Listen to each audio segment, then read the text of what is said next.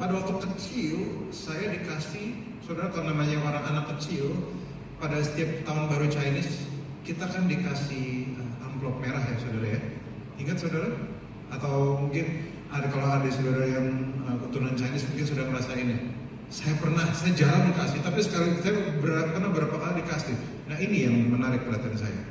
Saya nggak peduli amplop merahnya, saya peduli isinya. Betul apa nggak? Kalau saudara dikasih amplop, saudara nggak peduli amplopnya, saudara peduli isinya. Ada nggak di sini yang saya buang isinya, saya mau amplopnya aja? Nggak ada kayak gitu. Saudara peduli isinya. Kenapa? Karena isinya itu yang penting. Nah, pada waktu saudara gini, pada waktu Yesus diangkat, 10 hari kemudian Roh Kudus turun.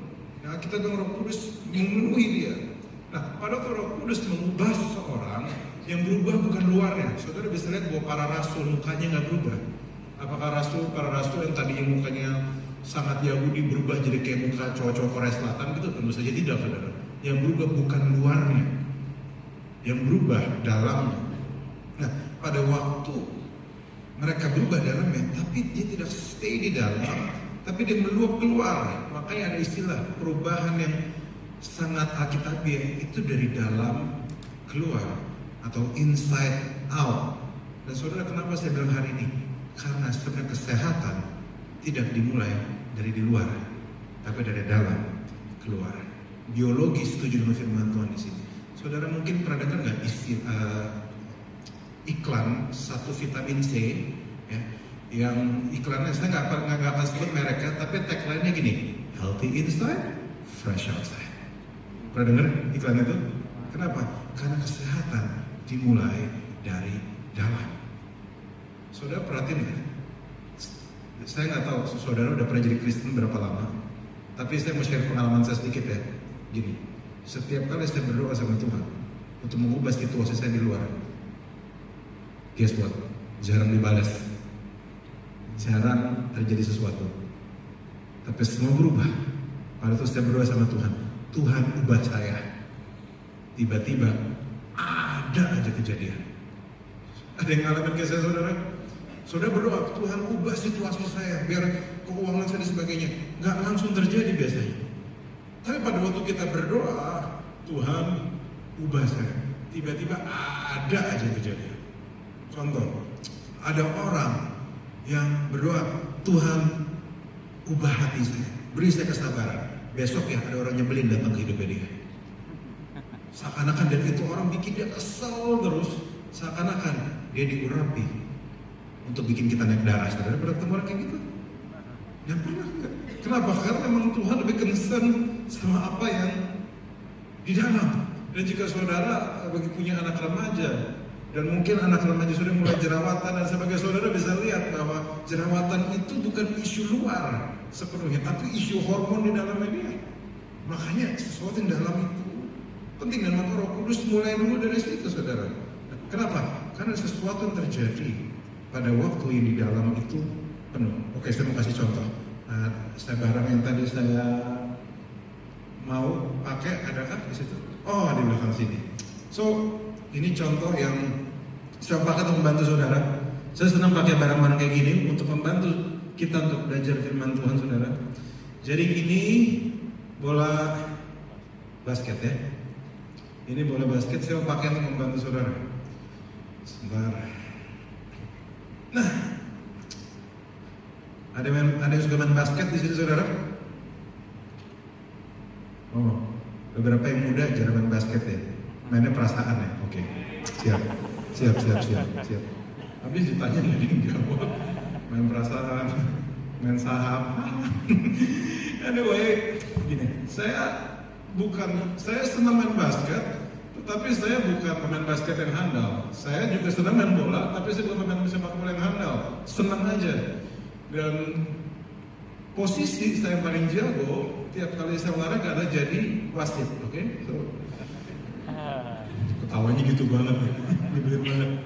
Tapi ada sesuatu yang saya perhatikan. Saudara perhatikan nggak bahwa bola basket ini sebenarnya mereknya sama?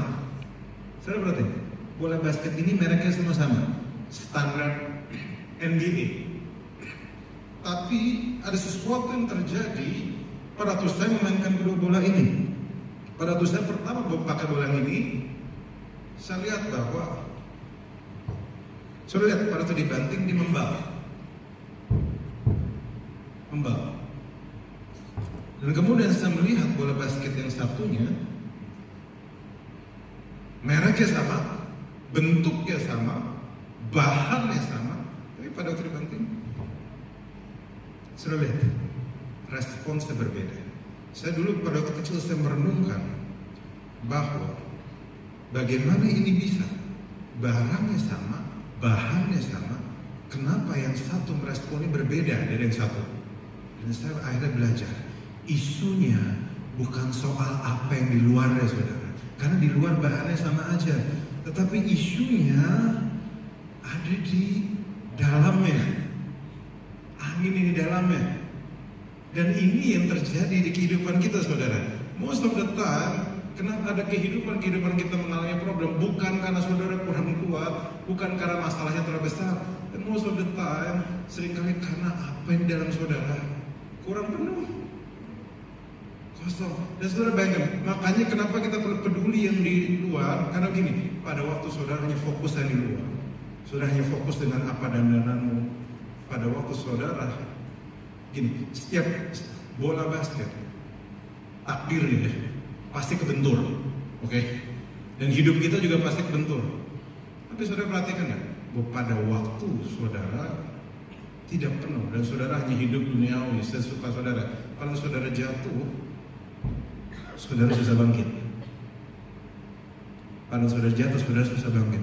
Tapi pada waktu saudara izinkan dirimu dipenuhi Roh Kudus, pada waktu saudara izinkan dirimu punya karunia, izinkan Roh Kudus berbicara di hidup saudara, terus saudara bisa jatuh, tapi saudara pasti bangkit lagi. Amen. Saudara pasti bisa naik lagi, bahkan saudara bisa membal lagi. Saudara lihat, hanya yang penuh yang bisa membal lagi. Apa saya bisa dicerna, saudara? Hanya yang penuh bisa membal lagi. Dua-duanya bisa menghadapi tantangan yang sama, benturan yang sama, tapi kan bukan soal benturannya, soal membal lagi apa enggak.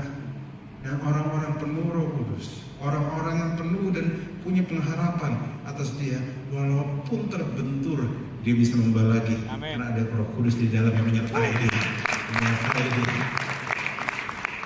Saya harap ini jadi pikiran kita, kenapa ini jadi penting, saudara. Kenapa tuh kita perlu belajar semuanya, saudara. Tapi kenapa doa, penyembahan itu jadi penting? Karena doa dan penyembahan mengubah segala sesuatu. Tapi lebih dari itu, ia mengubahmu. Mungkin saudara berpikir,